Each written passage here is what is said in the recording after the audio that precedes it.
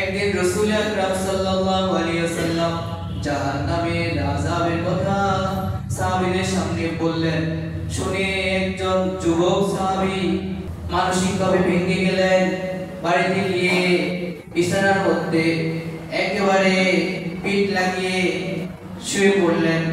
আর বিছানা থেকে উঠতে পারতেছেন না। নামাজের সময় নামাজ পড়ে সারাদিন শুয়ে থাকে।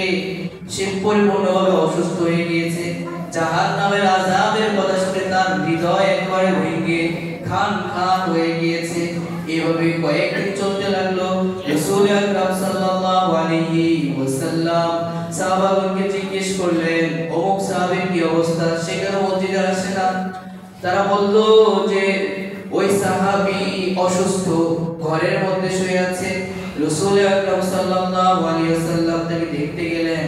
দেখতে গিয়ে দেখেন তার অবস্থা একেবারে নাজুক।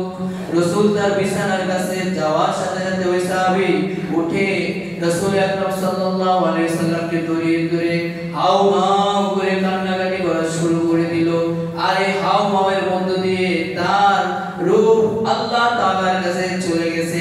ইন্না লিল্লাহি ওয়া ইন্না ইলাইহি রাজিউন।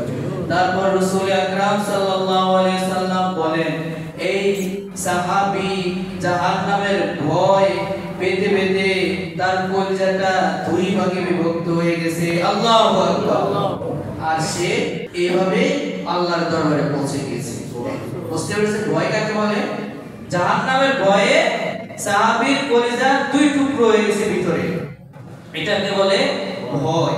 আর আমাদের ভয় যেটাকে বলি, পুরো ভয় পাই, শুধু মুখের ভয়, কাজের ভয় না।